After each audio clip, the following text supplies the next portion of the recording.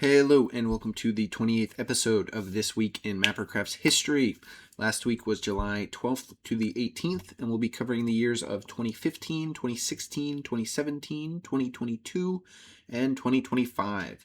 As always, all information here can be found on the Mappercraft wiki, which is linked in the description, along with the server itself. Let's get into the years. First up, in 2015, the server was running Earthworld and Distorted Asia World, both hosted by Monsoon Jr. In 2016, the server was running Earthworld 4, also hosted by Monsoon Jr. In 2017, the server was running Earthworld 6, hosted by Xenodyne. In 2022, the server was running Earthworld Redux, hosted by Top. And finally, in 2025, last year, the server was running Brave New World Revisited, hosted by me, MintyMichael. Let's get into it. And first, we have just one event from July 12th to the 15th, 2015, during Earthworld 1. It is when, on the 15th, the world closed down, unsurprisingly. Here's the limited quote for it. The next world came out later that same day, and it was Distorted Asia World, a small map which was made by Monsoon Jr. using a map painting mod for Minecraft that was available at the time. It was relatively poorly received overall and has the unique distinction of being the shortest Mappercraft world ever.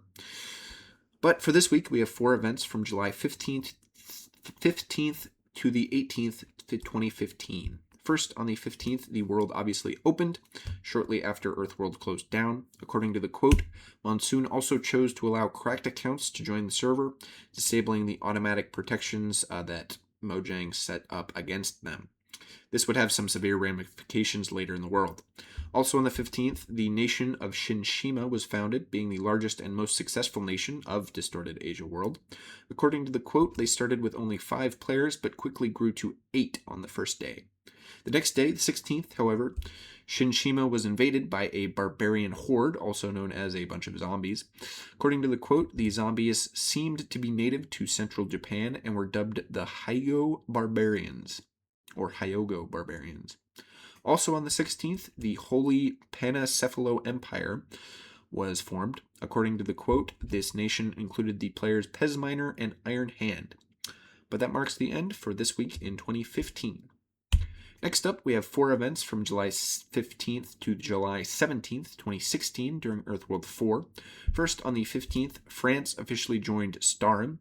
However, according to the quote, it was officially autonomous, not from the central government, but rather separate from the multi-region, aka Imperia, I believe.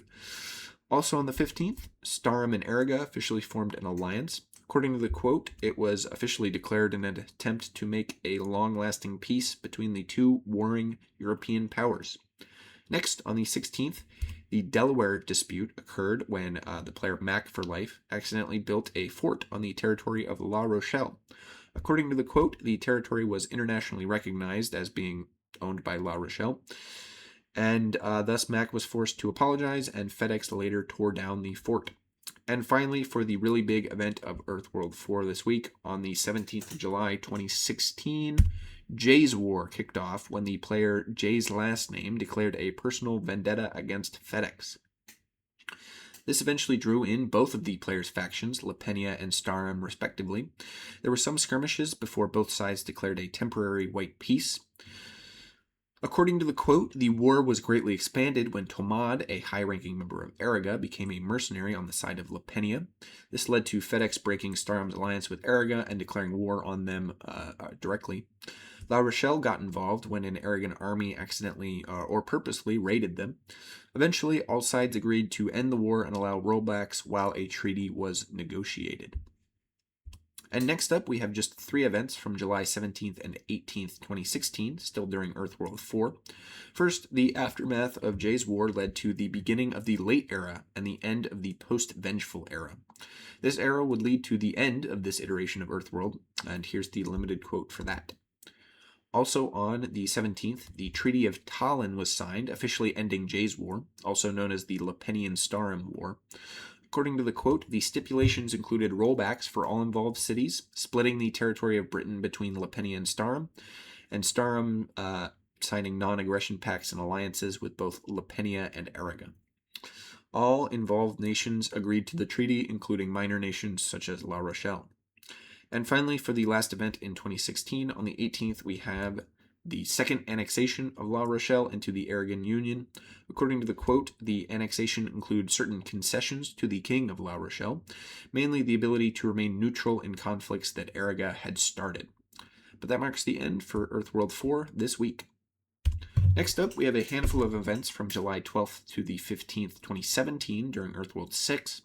First, on the 13th, Iroth was formed in the very north of Greenland. Here's the quote about that. It was a surprisingly memorable nation across its short tenure. Next, on the 14th, the Mappercraft Olympics officially began with the first day of competition. According to the quote, the main nations were the PAU, Araga, Starum, and Russia, with Imperia competing separately from Starum proper. Events included hurdles, ski jumping, horse racing, archery, sprinting, mile run, and 3 distinct rounds of mob fighting. At the end of the day, Araga had the most points at 20, with Starum at 16 and the PAU at 11. The next day, the 15th, was unsurprisingly the second day of the Olympics. According to the quote, more people got online to participate this day than the first. Events included triple jump, 2 different swimming distances, sailing, relay race, 3v3 PvP, triathlon, and 2 rounds of individual free-for-all PvP. At the end of the day, Starum and the PAU were tied for first with 36 points each, Araga trailing behind with 27 points. Also on the 15th, possibly while everybody was distracted with the Olympics, the joint Russia-Iroth siege of Tallinn began when the leader of Russia, Bonito Pib, enlisted the help of Iroth in kicking out some players who had settled in Siberia against his wishes. According to the quote, Pib was accused of exploiting the ignorance of new players in regards to the war rules on griefing, both in terms of Iroth and the defending players, and thus was banned for at least 4 days. And next, we have 4 more events from July 16th to the 18th, 2017, starting with the third day of the Olympics on the 16th. According to the quote, this was the least attended day. Events included parkour, boxing, sailing again, canoeing, canoe slalom, and PvP individual 1v1. An elytra course was originally scheduled but was pushed to the next day, thus extending the Olympic event. At the end of the third day, the PAU was in first place with 46 points, Starum trailing by only 3 points with 43, and Araga had third place with 34 points. Imperia and Russia took up the 4th and 5th places with 14 and 1 points respectively. In terms of medals, the PAU was still in the lead with 23, 8 golds, 8 silvers, and 7 bronze. Starum was right behind with 22, 6 golds, 9 silvers, and 7 bronze, while Araga had only 17, 5 golds, 9 silvers, and 5 bronze. Imperia did particularly well in several events, receiving 4 gold medals and 2 bronzes for a total of 6 medals overall. Russia received 1 bronze medal in archery. Thus, on the 17th, the 4th day of the Olympics occurred to wrap things up and declare a winner. The only event was the elytra course, and according to the quote, Starum just barely managed to eke out a victory when the player Summer achieved the highest time in the elytra course, allowing them to claim more points than the PAU, although the PAU still retained the most gold medals. Following this excitement, on the 18th, Solis resigned from his position as PAU president following his controversial granting of independence to the PAU dependency of Delthea. According to the quote, Matt became acting president, and in fact later that same day was officially inaugurated as the new PAU president. According to the quote, Fayu became vice president, with Thunder, Agnius, Mateo, and Starro taking positions up in the cabinet.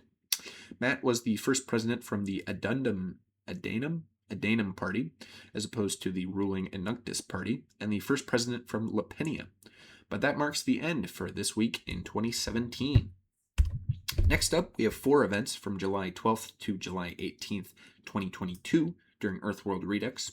First, on the 12th, the Disney-Carmen War occurred, when Disney declared war on the nation of Carmen.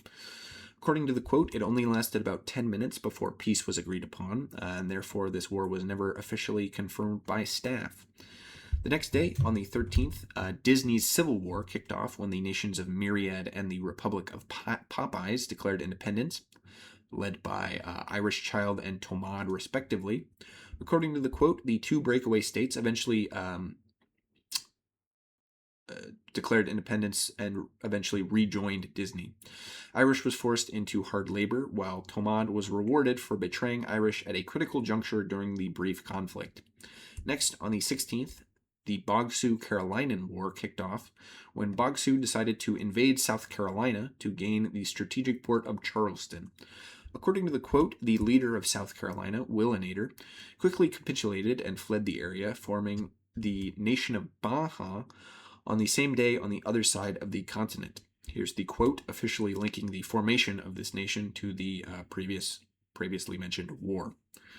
But that is all for the this week in 2022. And for our last slide this week, we have 4 events from July 12th to the 18th, 2025, last year during Brave New World Revisited.